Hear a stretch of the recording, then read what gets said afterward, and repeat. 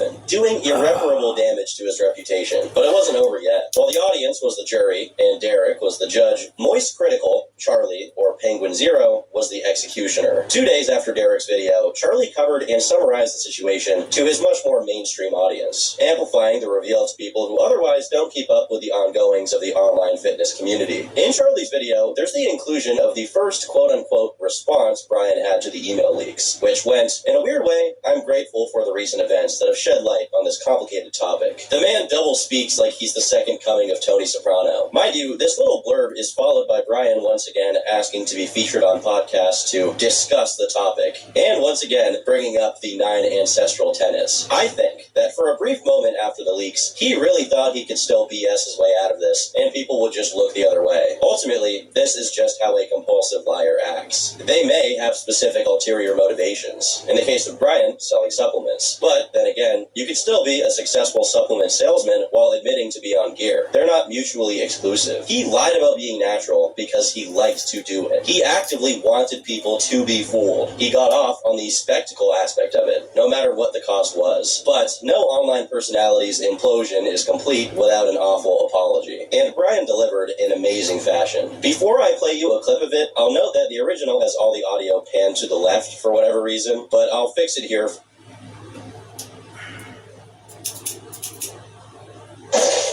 You can get this fixed now and pay later.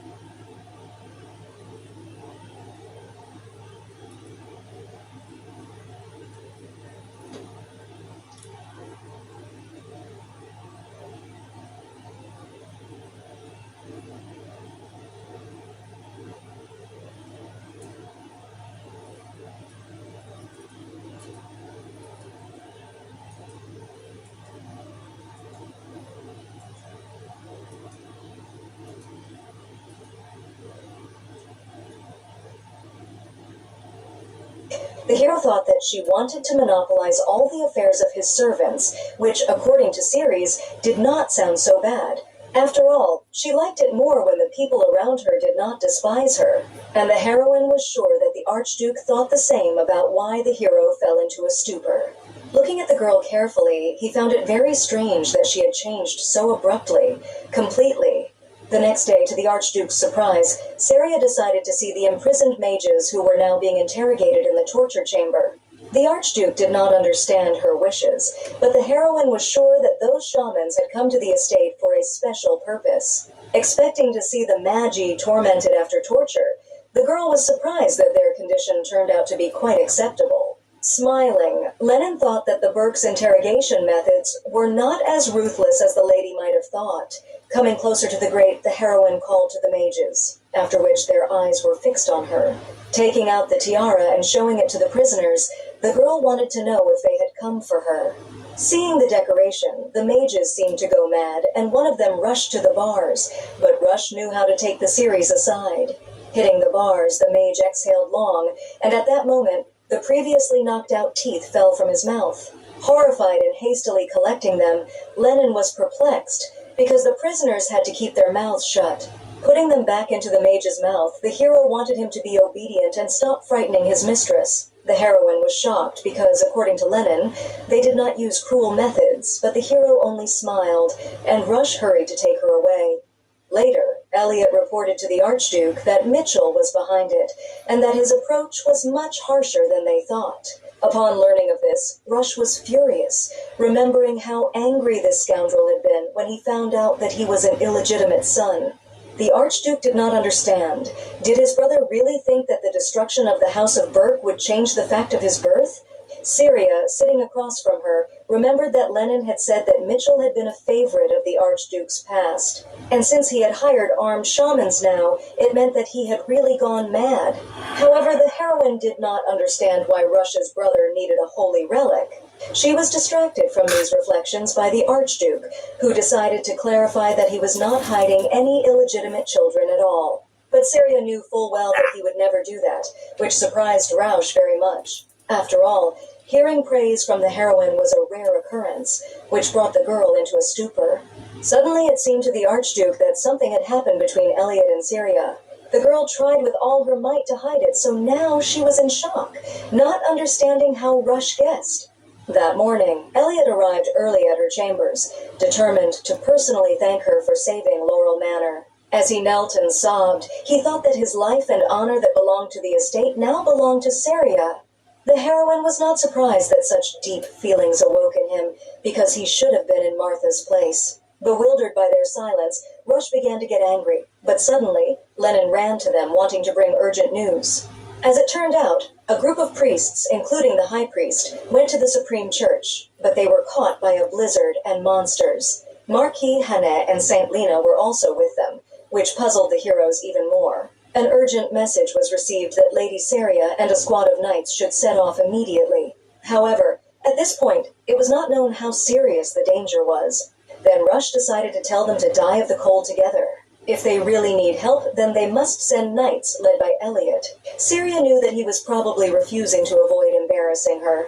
However, she understood that denying the request to the high priest would definitely have a negative impact on the Burke house. And since the heroine had sworn to do everything possible for him, she did not want to allow the high church to become hostile to the Burkes. Therefore, turning to his lordship, she was determined to go to help. Lennon looked at her with grateful puppy eyes, and the Archduke froze in confusion. Approaching the series and bending over it, Rush considered that the heroine did not have to go because he could come up with dozens of excuses. Kneeling down and holding out his hand to her, the Archduke decided that if she still wanted to go, at least they could go there together. Taking his hand, Saria smiled and agreed, looking straight into the hero's eyes. Meanwhile, Elliot and Lennon froze, wondering what they had just seen. After a while, a squad of knights, led by Russian Ceres, arrived at the scene. High Priest Amos personally came out to greet them, thanking them for answering their request for help. The heroine timidly greeted him, remembering how harsh and formidable he was. But, to her surprise, Amos broke into a sweet and good-natured smile, thinking that she had matured a lot, which was a surprise to him. The heroine did not even know what to answer, being shocked that she received a compliment from such a harsh person. Seeing the shyness in her eyes, Rush stood in front of the girl, deciding to ask the high priest how much of a threat those monsters posed. Then Amos invited the Archduke to his tent, and Syria could wait in the chambers. Turning to her, Rush wanted to know if the heroine would agree to be alone for a while. At that moment, the girl felt the shock that all the knights standing behind her had experienced. Blushing like a tomato, she didn't want Rush to treat her like a little girl, but the hero considered this place very dangerous.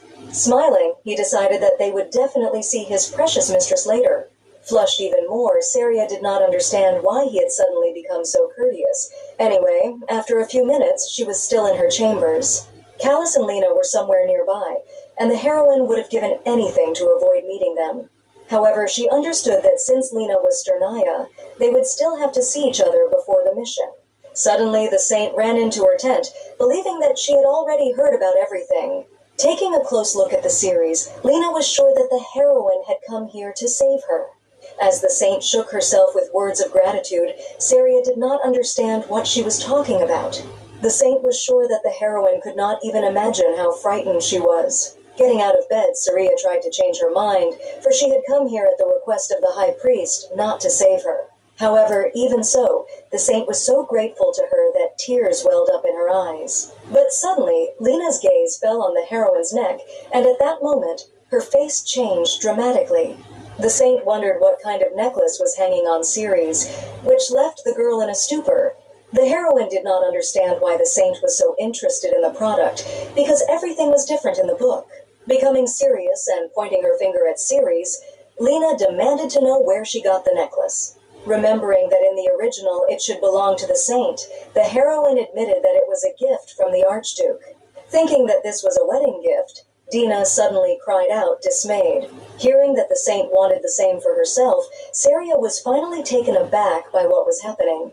There was definitely something wrong here, because why would the saint express such a desire? At this moment, immersed in her thoughts, Lena suddenly came to a logical conclusion. Looking mockingly at Ceres, she decided that the heroine would certainly return the wedding gift to the Archduke immediately after the divorce. A few seconds earlier, Callus was heading towards the Ceres tent. The guard was very surprised that Marquis Hanet decided to visit the heroine. Suddenly, they heard Lena's voice, who read that Syria should return the Archduke's gift after the divorce. Meanwhile, the heroine was completely perplexed by what she heard. The Lena who was standing in front of her now did not look like her character from the book at all.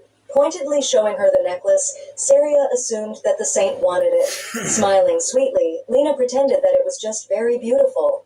And if the girl gets bored with this product, the saint would be happy to receive it from the series as a gift for her birthday. Suddenly, a stern male voice ordered the saint to stop immediately, causing her to freeze in place. Seeing the Marquise enter the tent, the heroine immediately suppressed the urge to vomit. Turning around and seeing him, fright and confusion immediately appeared in the eyes of the saint. Callus was furious, not understanding how Lena could talk so calmly about the divorce of two aristocrats of the Gyrox Empire. Completely lost, the saint began to deny everything, throwing a frightened glance from the hero to the series. Suddenly, Lena thought that she had said this because when she divorced Callus, Syria would also end her marriage to Rush, and then the Marquis would finally be able to be with Ceres, but even so, Callus considered her words extremely vile. Blushing with shame, the saint looked at her husband with resentment, as if he had just betrayed her. Thinking that she understood everything, Lena hurried away from there, to the bewildered cries of Callus calling her. Looking at them, the heroine was shocked that they decided to arrange a family quarrel in her presence. Looking at her, the Marquis was horrified, thinking that Syria was too thin. However, in the girl's opinion, this did not concern him, and he could safely step towards Lena. The Marquis was about to start making excuses again, but suddenly the alarm sounded, announcing the attack of monsters. Callus immediately turned away from the heroine, horrified by what he heard. A few minutes later, a fierce battle began, and the knights tried to stay in Stern's range. As she stood on the dais, watching the battle, Syria noticed that there were far more monsters than she had originally imagined. However, now it was necessary to concentrate, because the power of Stern reached the steel constellation within 5 kilometers. If the knight goes beyond this radius, His armor will quickly draw heat from the wearer until he dies of hypothermia. Therefore, when fighting monsters, Stern and the knights must be extremely careful. Suddenly, Saria heard a loud roar and turned around to see a giant monster heading towards her. Suddenly, Callus appeared between them, who repelled the monster's attack and protected the heroine. Seeing how he could hardly hold back the onslaught of the monster, the knights immediately rushed to the Marquise's aid. Shocked by what had happened, Saria did not understand why he risked his life in the first place. At this moment, Callus was distracted from the battle and looked at the girl, hoping that she was okay. The monster decided to take advantage of this and suddenly attacked the Marquis from behind. But suddenly Rush appeared, who soared into the air and fell on the monster, hitting it to the ground with his sword. Looking furiously at the confused Marquis, the Archduke was shocked that he could not even take care of himself. Seeing him, Saria was deeply relieved and joyfully greeted her husband. Looking at her, the Archduke flew into a rage and immediately walked towards her. He decided that everyone could only scratch their tongues about Stern's value, but at the same time, they dared to allow her to fall to the ground, almost dying. The girl didn't understand how he knew she was in danger, but after hugging her, Rush decided that he just felt it. Saria tried to reassure him that she was here unharmed.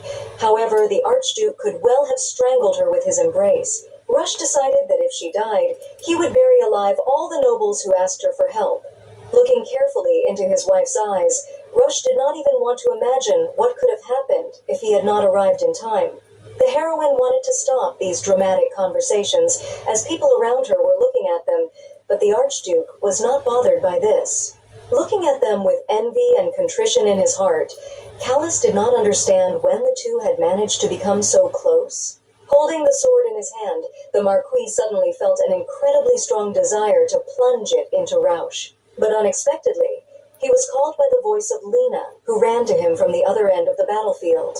Seeing the Marquise's hand, the saint was horrified, deciding to immediately heal the wound on it. The Archduke thought she was crazy, because how could Sterna leave her place in the ranks? Reprimanding her for leaving the position, the priests began to drag Lena back by force, suppressing her attempts to escape.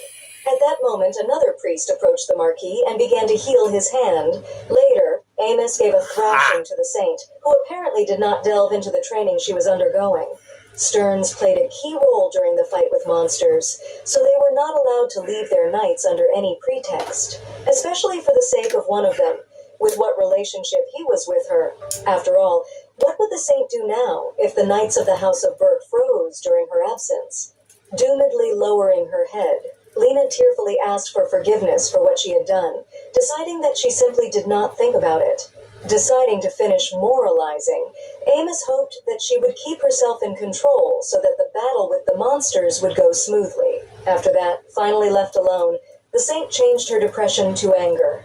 Gritting her teeth with resentment, Lena did not understand if she had done something wrong. After all, surely Saria would have done the same.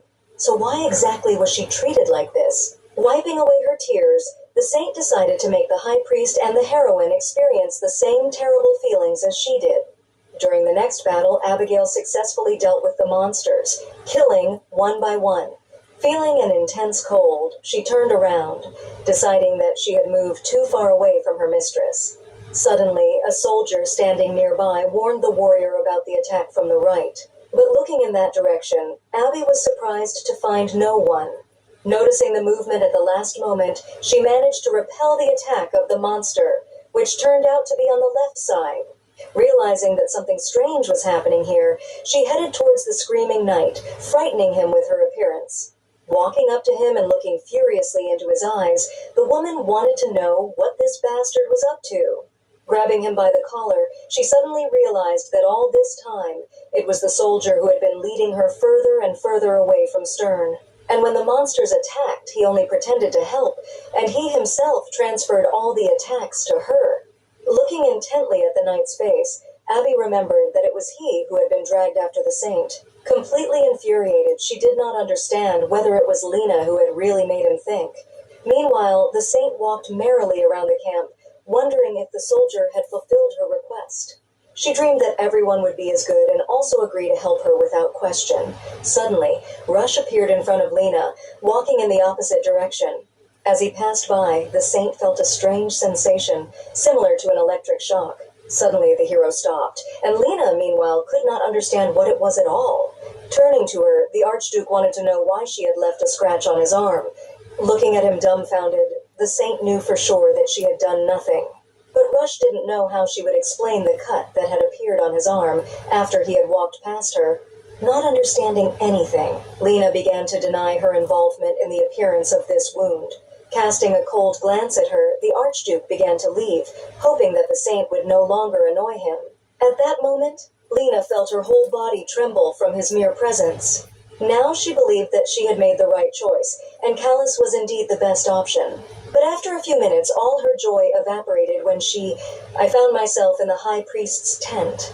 Syria and Ebby were also there, as well as the captured soldier she used to lead the knight away from the heroine. Holding the knight by the shoulder pad, Amos wanted to hear personally from the saint if it was true that she had sent this warrior to interfere with Mistress Abigail. Not understanding how this could have happened at all, Lena shook with fear, not knowing what to say. She only wanted his grace to understand her correctly, which made Amos lose his temper and shout at her. In tears, Lena decided that she was just trying to show that anyone would leave their post for someone they cared about, not even Syria. The heroine was horrified by such a statement that the saint risked the life of her knight for such a trifle. After all, she knew perfectly well that a knight who went beyond the range of Sterna could easily die. Clenching his fists and being horrified by what he heard, the high priest decided that he could no longer turn a blind eye to such misdeeds. Until that moment, the saint had to serve for a month in the Supreme Church, after which she could go to the capital. However, now, Amos decided to cancel this and leave Lena in the church, which horrified her. Unable to restrain herself, the saint shouted that she hated her, and the high priest realized that her sense of self-comfort came first. In desperation, Lena began to insult Abigail, who was not sorry, because she had already been imprisoned, which angered Amos even more. Shouting that they did not understand anything and she only wanted to open their eyes to the truth, the saint rushed to flee from the tent. Looking after her, Syria wanted the high priest to allow her to speak with her in person. Hiding behind the rocks, Lena shed tears that everyone was scolding her unfairly instead of praising her. She didn't understand what exactly she had done wrong and blamed everything on the series, which she thought had taken her place. Suddenly, the saint heard a voice that wanted to receive more divine power. At that moment, she saw in front of her the same necklace that the Archduke had given to his wife. Floating in the air, the product wanted the saint to touch it right now. Stretching her hand forward, Lena tried to grab the necklace, which was already begging to be taken. As soon as it was in the saint's hand, streams of dark energy enveloped her body and began to penetrate it. All this happened in front of the heroine, who was shocked by such a sight. Not understanding what was happening, Syria saw Dina rise into the air and, absorbing the dark energy, fell to the ground. Looking at her, Lena's face twisted with anger and fear, and her eyes filled with rage. At the same moment, the saint jumped up from her seat and rushed away. Unable to shout to her, Syria decided to call the high priest first. Later, upon learning that the saint had escaped, Rush thought that she was taunting them by doing endless stupid things. Glancing furiously at the priest who had reported everything, the Archduke did not understand what they wanted from him personally. Trembling with fear, the minister hoped that his lordship would give them his knights to help them. As it turned out, the situation was urgent, and the high priest himself went to look for the saint, together with Syria. Hearing of this, the Archduke was furious, glaring at the priest. Meanwhile, following Lena's trail, Amos resented that he was constantly receiving a saint, but everything always ends the same way. At this time, the heroine remembered the streams of dark energy, and she did not understand what it was and whether it was worth telling the high priest about them. Most of all, Syria resembled demonic shadows, and was Lena really trying to purify them? Suddenly, they came across a saint who was standing in the middle of a small clearing. Seeing them, Lena was very frightened, demanding not to approach and deciding that she had done nothing wrong. Amos began to approach her cautiously, wanting to return to the camp first and discuss everything. After all, if the saint refuses her position, then real problems will begin. But suddenly, a giant monster appeared behind the saint, glaring furiously at the heroes. A little earlier, the search party, led by Rush, was desperately trying to find traces of the missing. Looking into the distance, the Archduke did not understand where Syria could have gone. Suddenly, Callus approached him, who wanted to know if his lordship could find traces of the heroine. Enraged, Rush decided that at such a moment the Marquis should not worry about her. Could it be that common sense had left the hero with the saint, because he had already dragged the Archduchess to a dangerous place? And even so, the Marquis continued to cause trouble, which made the Archduke very angry. At that moment, a soldier ran up to them, reporting a new monster that had just appeared. Meanwhile, Amos tried to protect the saint, but the monster jumped on top of him, pinning him to the ground. Bleeding under the onslaught of the monster, the high priest wanted Lena to have time to escape. At the same moment, the monster began to mercilessly tear at his flesh, right in front of Lena's eyes. But the saint could not move from fear, and noticing her, the monster began to raise its paw for a blow. But at the last moment, Rush appeared, who defeated the monster with one blow, protecting Lena. Looking furiously at the saint, the hero did not understand. Did he not clearly express himself so that she would not cause trouble anymore? Being in shock from what she had experienced, Lena could barely squeeze out the words of gratitude. But suddenly, a huge moon shone in the sky, and the saint was in bewilderment, looking at the emptiness left in the place of the saint. Looking at what was happening with horror, the heroine realized that this had happened for the second time. In history, Lena has returned to her world several times through the moon, and the first time, it was not for long, but the second time was different. Not only did it take a whole year, but it also made Rush and Callus realize their love for the saint, something they hadn't noticed before. What happened was a harbinger of the main story that Syria was trying to avoid. And although the place and circumstances of the disappearance were completely different, something remained unchanged. As in the book, the Archduke and Lena reached out to each other, after which feelings were born. And now, having seen it with her own eyes, the heroine did not understand at all what to do? Are we going to just have to watch the story unfold? And is it really impossible to escape the future where Rush and Lena fall in love with each other, and Syria dies as a villain? After a while, the priests buried Amos and the heroine came to pray for him. The ministers were very grateful, believing that thanks to the prayer of such a sterna, he must have already been in the arms of God. Suddenly, Syria heard Rausch's voice, wondering what she was doing here. As it turned out, the girl came to put a lock of her hair on the lid of the high priest's coffin. It was believed to be beneficial to the deceased, and the Archduke decided that he would do it himself, so that Syria would not see Amos in such a state. Later, the heroine noticed that due to the disappearance of Lena and the death of the high priest, all the knights looked rather pathetic. She did not remember that in the original novel, Amos was waiting for such an imminent death. The only thing Syria knew for sure was that Lena had disappeared not here, but next to a frozen lake, following Rush there. The Archduke felt guilty about her disappearance, which he could not prevent, although she was standing nearby. The feeling of guilt before her gradually changed, turning into love after a year. Therefore, Syria decided to ask him directly if he felt guilty for what happened. Surprised by such a question, the hero did not understand to whom and for what he was guilty. The heroine did not want to question him, but Rush insisted, and she asked if he felt guilty before the saint. After all, he could not save her. Do this the hard way. Lena was standing very...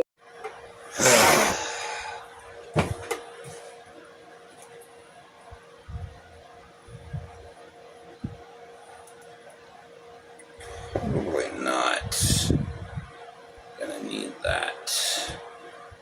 Not all of it. It's probably about right here.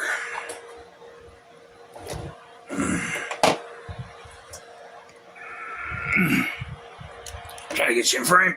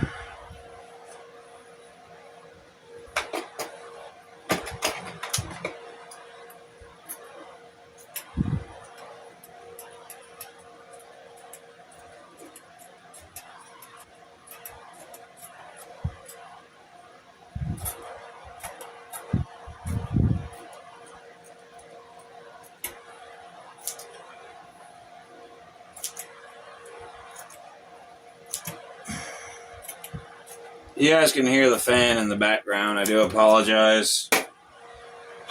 Okay. Now, I need to go ahead and do this right.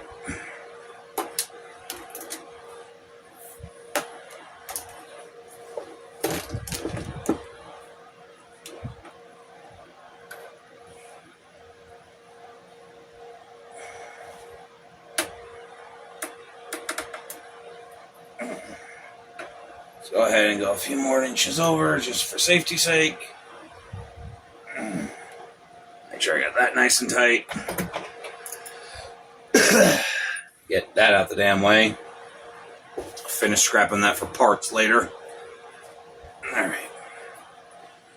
2 inches.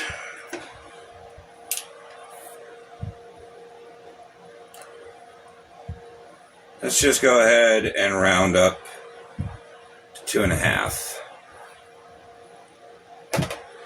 Any excess I'll just cut off later.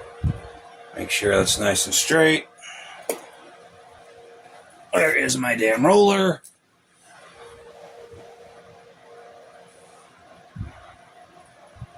I literally just saw that damn thing.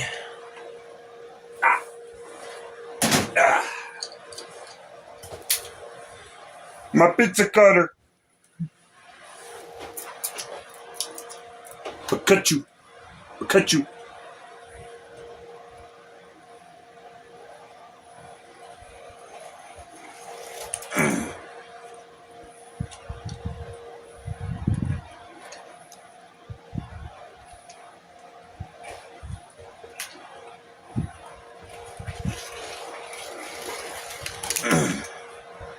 Wow, really?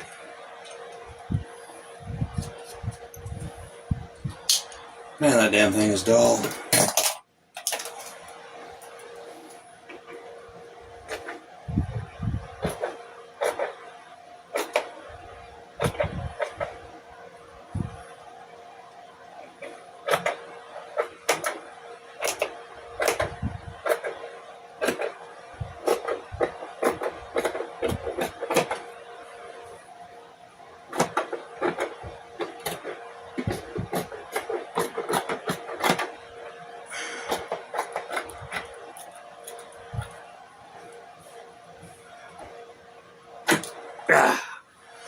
Okay. It ain't pretty, but it'll do. Okay. Over. 2.5. Put this back.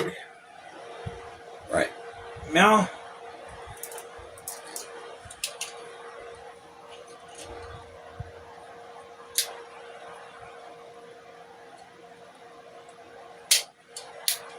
Okay.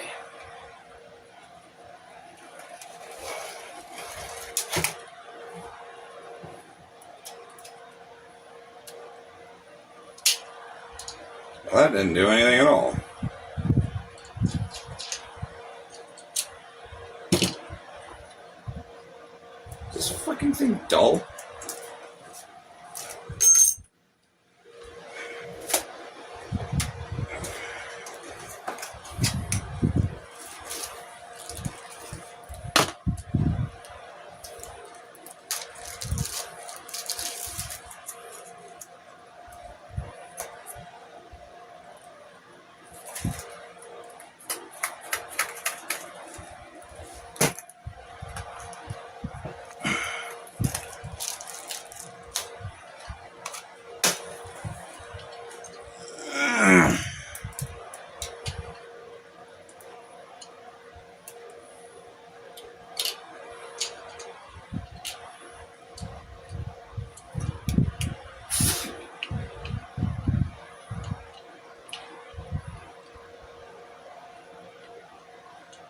Come on.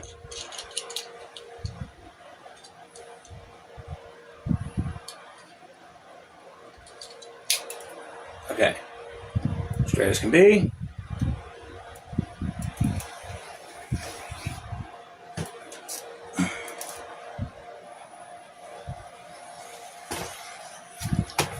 Ah, much better. Almost.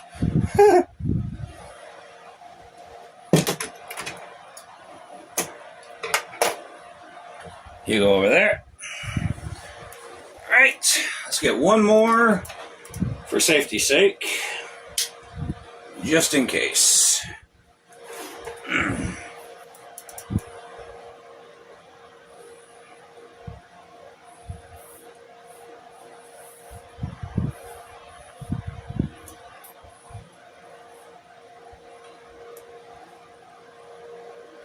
Two and a half.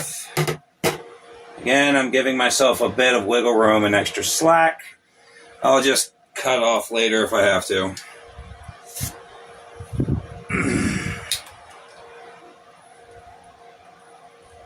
Make sure this is straight.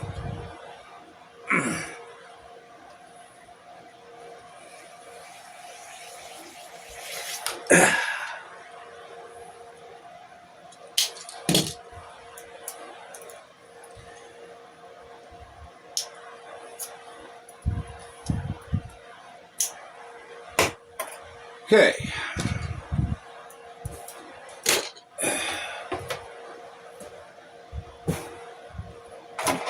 Now I've got 3 strips of cloth.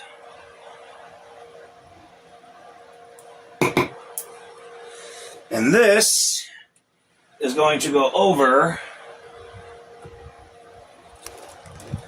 Put that up. Sorry, you gotta deal with my face for right now. That is going to go over this. Get this nice and tight.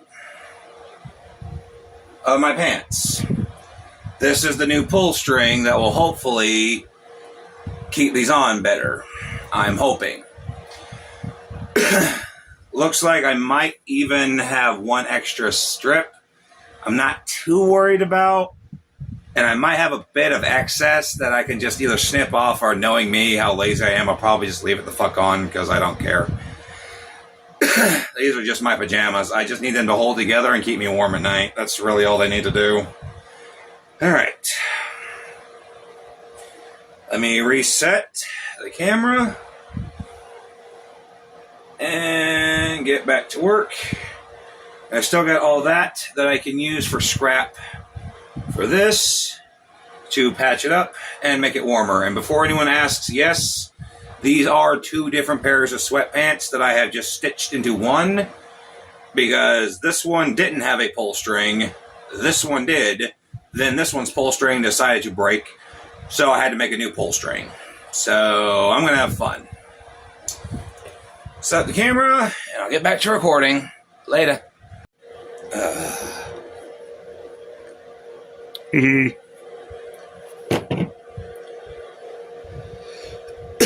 hee ho ho. I hate my life, I do.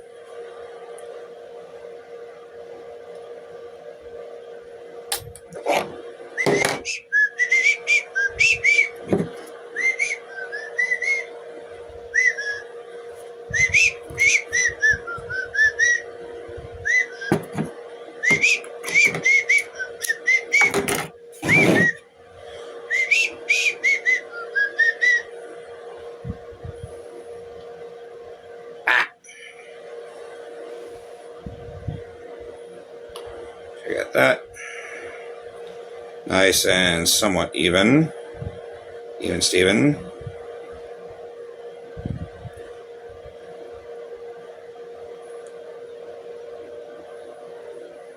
Okay. So I got that strip just kind of bobby pinned on for right now. Now comes the bullshit. Let's start here. Just outside of the loop. And come back in.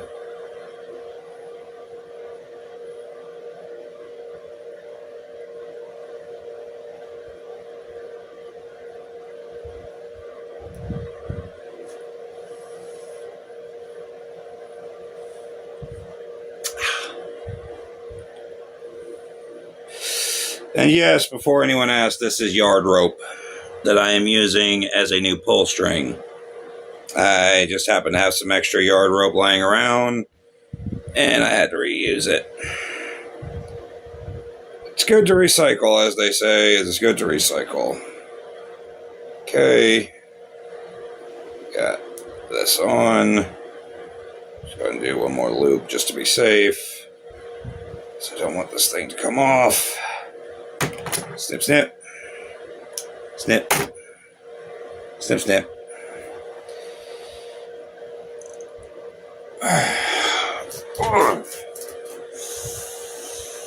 Oh boy.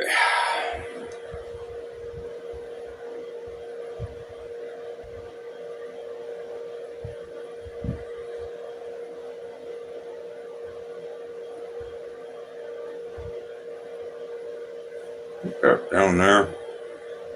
Stay.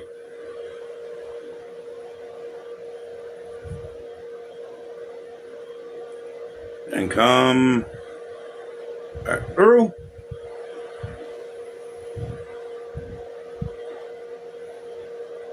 One, two, three.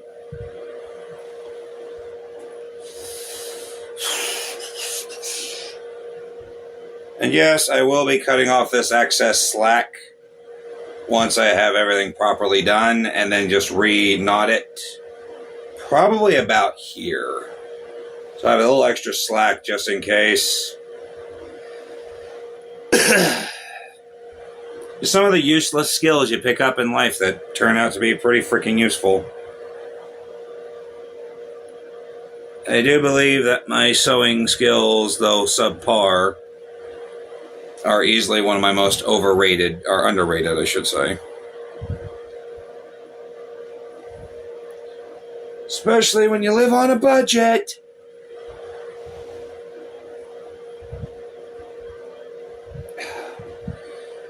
I could fire up my sewing machine to do this part, but it generally struggles with thick material like this.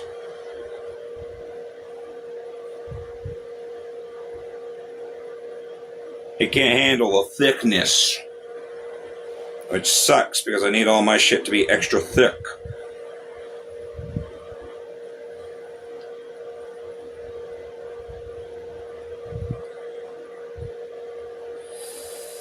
It don't have to be perfect.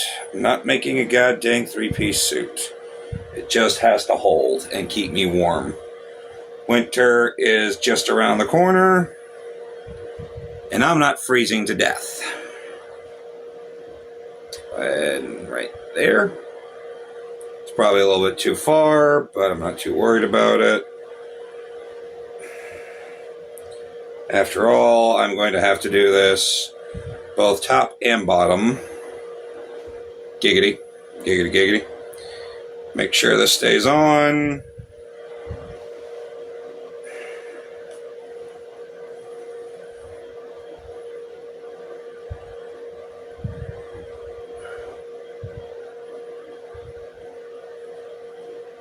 Okay. Try to keep these knots close together as I possibly can. Though I don't think that's going to be much of an option. I don't know when I'm going to get this edited together and posted, but right now my laptop's got one of the remaining 6 videos I got left to record, editing. Well, rendering. It's already been edited. I'm just hoping it doesn't crash, because I've been sitting here for 4 hours watching that loading bar slowly tick up. It says it has an hour and a half left. Sorry, an hour and 15 minutes left.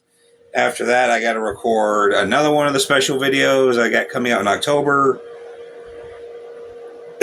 Hopefully, I'll have this done before then. I don't know. If not, I'll just post a link to the special project I'm working on in the description.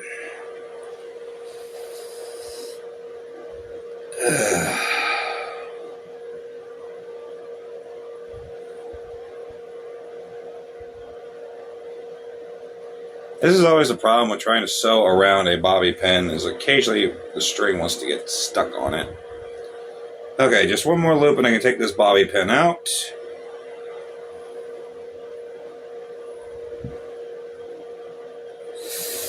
And move it down.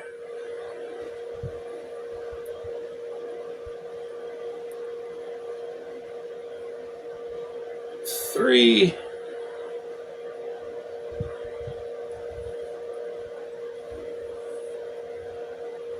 Okay. That's done. And take this bobby pin out. Move it down to here. Make it about as level as I can. I do wonder how many people have been enjoying my content up till recently. Got plenty of views and a few likes. Not really that much engagement. But it ain't like I'm going anywhere anytime soon.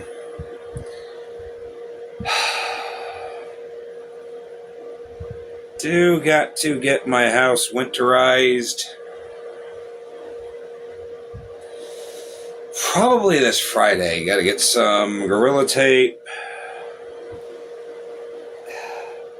Got to get some cardboard. I've got some trash bags that were bought that are too small.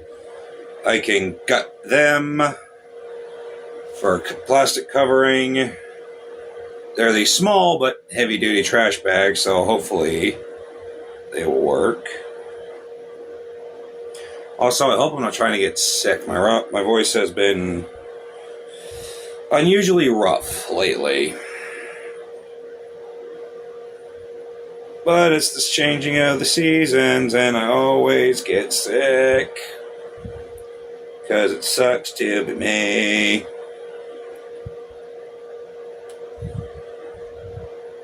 Sure, I got that nice and toit. Toit like a toiger.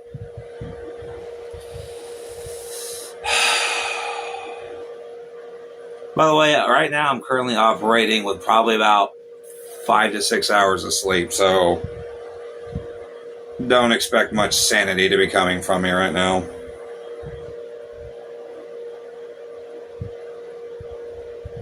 Sanity is a luxury I cannot afford.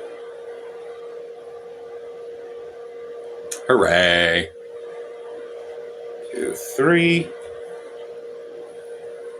Also gotta fix this pair of blue jeans and my 2 dang work pants. Hopefully I can find time for that sometime this weekend. Keyword, hope. Always the magic keyword is hope.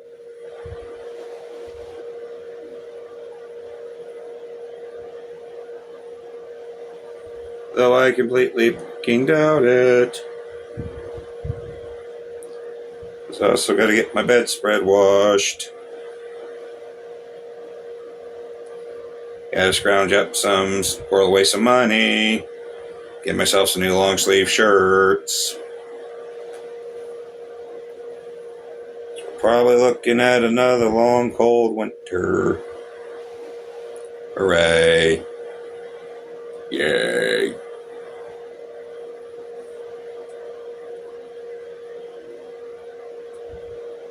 The main issue I'm having is just keeping all this tight together.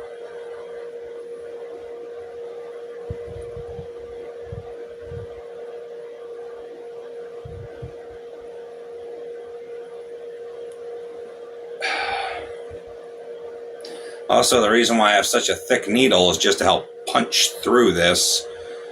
As you can see, you got 2 pairs of sweatpants stitched together into one. It's pretty thick. And I'm still going to end up gutting that pair that I cut up for these strips. Probably put it down for additional padding and warmth. Probably around the knees or inside of the legs. As long as you keep your femoral artery warm, your blood circulation will help keep the rest of you warm. I read that in one of my survival books. I don't know if it's true or not. Oh well. It could just be simple superstition for all I know. I do know the Batman Begins movie, the first of the Christian Bale Batman movies, the whole rub your chest, not your arms take care of themselves thing, that doesn't work. No. That doesn't work at all, trust me. Oh, you lied to so many fucking people, but they still believe it. Honestly, if you're wet in freezing weather, your best bet is just to find shelter, cave, tent, don't care. One that you can actually put a fire up in, so cave would probably be better. Cabin, if you can find one, so fingers crossed. And then get a small fire going.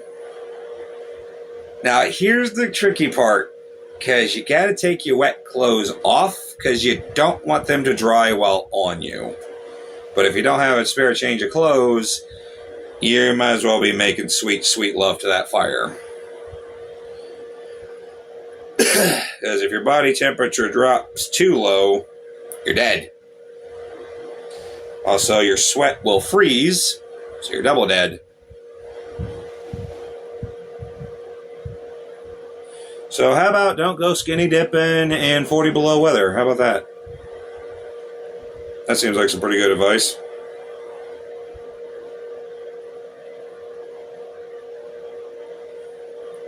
One, two, three. Now I just realized I'm still going to have to put some stitches here to help anchor that in place, and then do one straight down before I do the bottom part here. Also got to be careful when I get to my pocket. I also got to stitch up the pockets properly together from the inside. There's always so much shit to do. Never enough time in the day to do it, it seems.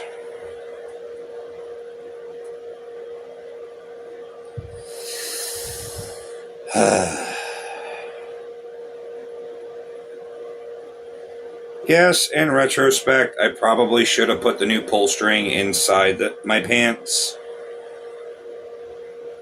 But I was in a hurry to get this done. Like I said, winter, by the time of recording, is only a month and a half, I think, away. Month and a half to 2 months. I can never keep track of what day it is. I only know if it's a Monday or Tuesday. Speaking of which, as of recording, it's Thursday. I know that because I went to CSL Plasma today, or yesterday. Those new machines they got in. I was literally in and out in less than 45 minutes. Legal vampirism, I tell you.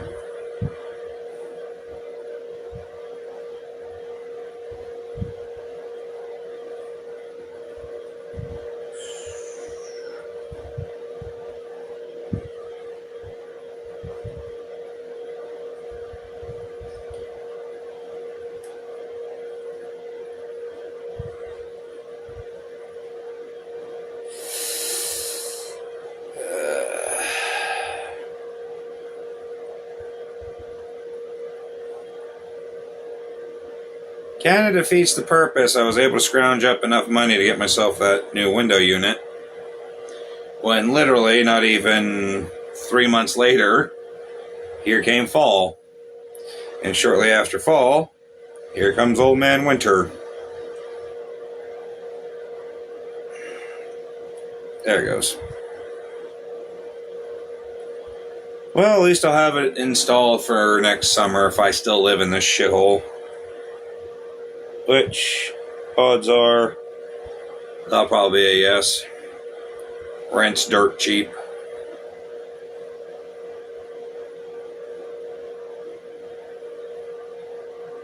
No. No, no, no. No, no, no, no, no, no, no, no. There we go.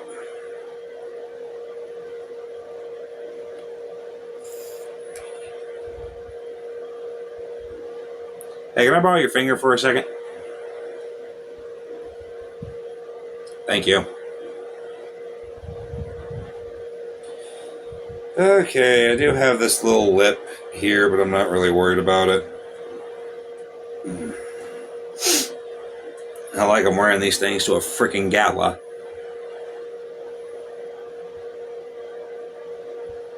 Come to think of it, I don't even know when the last time I attended a fancy ball was. Whiskey and cigars. Dancing under the moonlight, or waltz under the moonlight.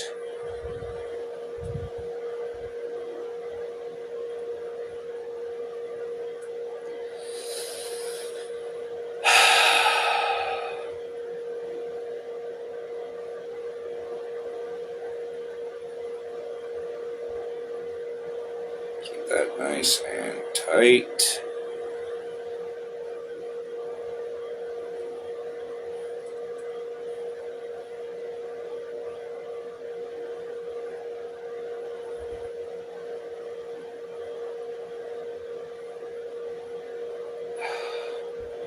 Come on. There it goes. 1, 2, 3.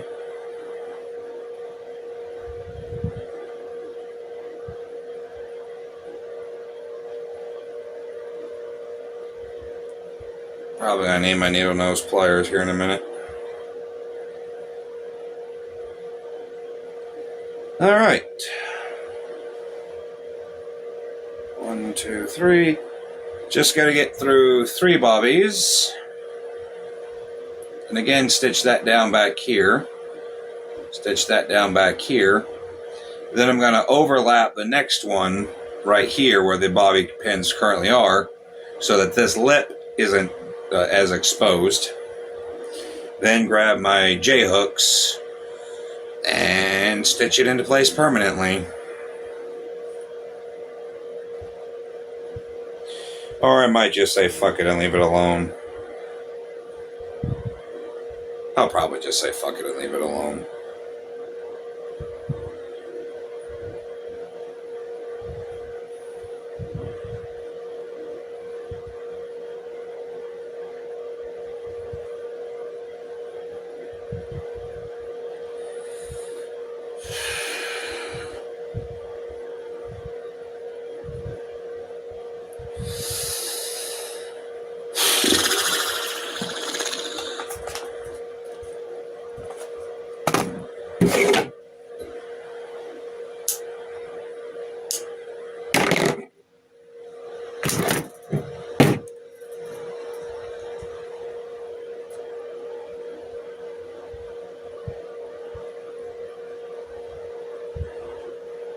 Really gotta dry this damn needle.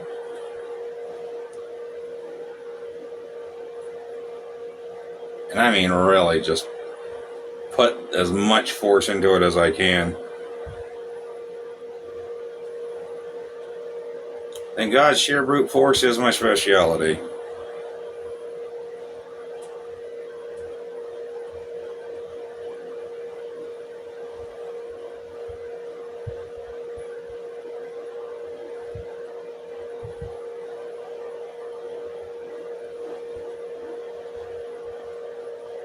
No. No, no, no.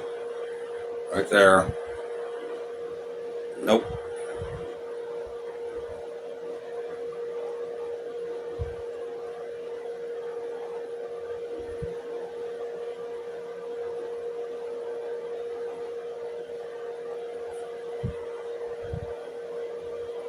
There we go.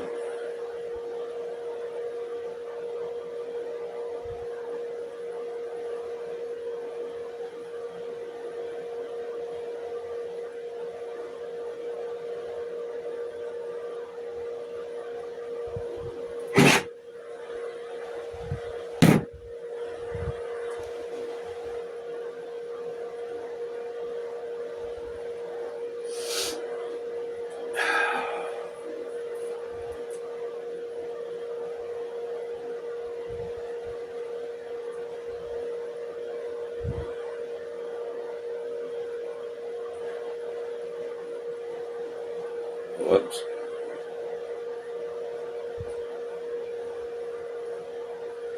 Well, it ain't like I'm about to run out of scrap cloth anytime soon.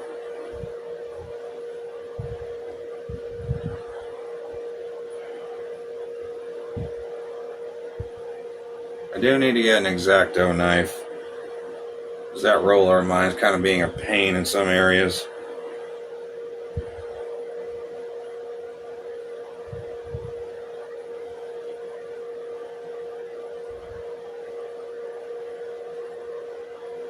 I should also probably think about getting an actual studio one day, instead of me just sitting on my futon that I never really pull out into bed mode. I always just leave it as a couch and just sleep on the couch.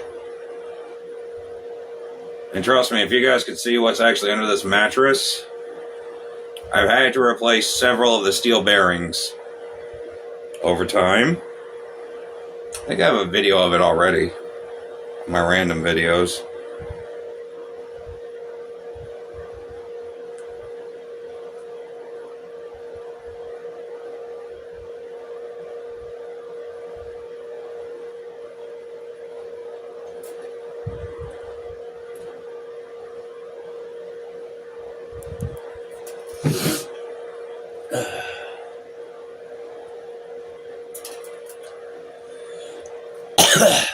I keep leaning over because I keep checking my laptop, make sure it hasn't crashed yet, while I'm trying to get this stitched, get that video uploaded.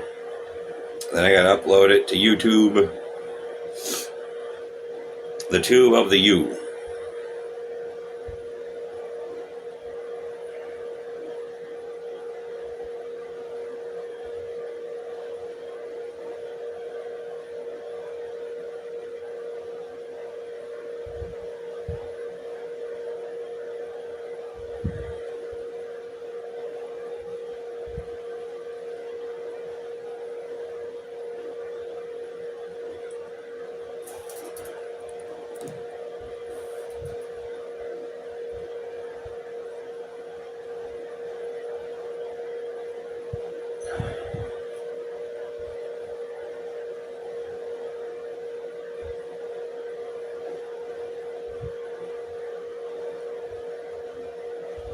Damn it.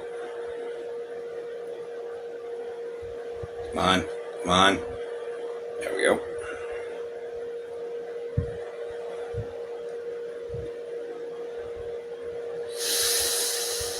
Oh God. Previous one was 30 minutes. And the last one I made was 10 minutes. This one looks like it's going to be another 30-minute long one. It's going to be an hour.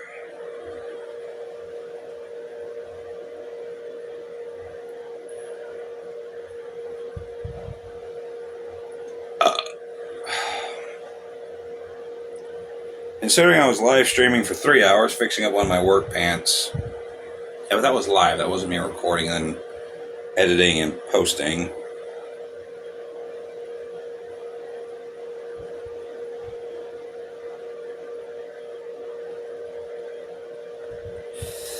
I'm pretty sure my laptop can handle it. I hope. Always the key word in my fucking life. Hope.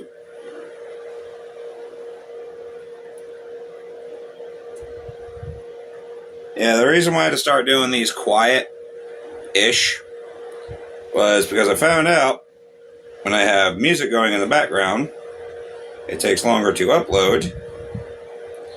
And sometimes, just sometimes, my PC wants to have an absolute spaz attack. So the less the video, the better.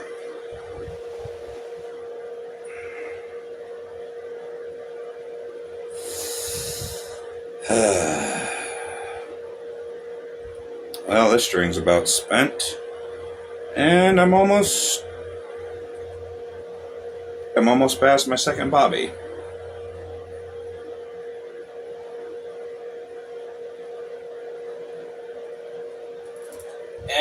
of right now, my PC still has not crashed, and we are sitting at 45% of the rendering video.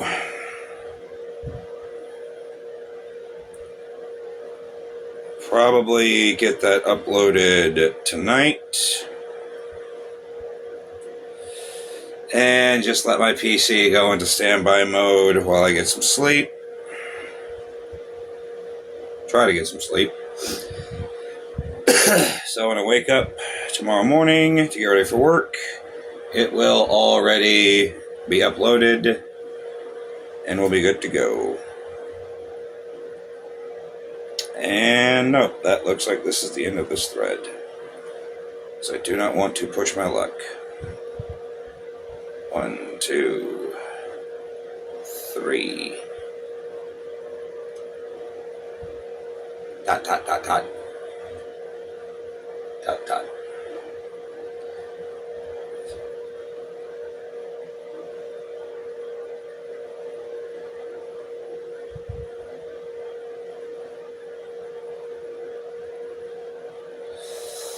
Okay, snip, snip.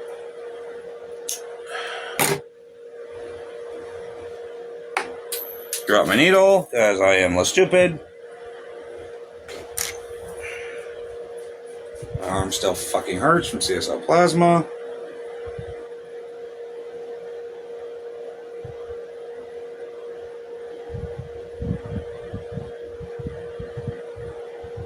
Right.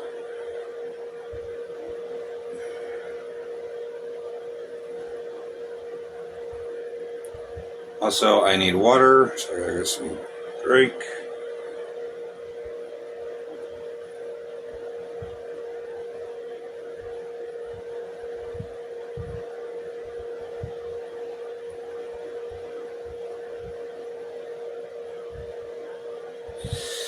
Next winter, I'm going to have some fun, because I'll be gutting 2 sweatshirts and making a parka, I think they're called. I made one before. That keeps me nice and warm. Alright. So, that thread is now done. And I am... I want to say a 1/4 of the way done on the top half. Then I gotta do it again for the bottom half. Make sure it's properly anchored. And all that fun jazz. Let me go ahead and end this. Get it uploaded. So I can start editing it. Start the next one. Yay, yay, yay, yay.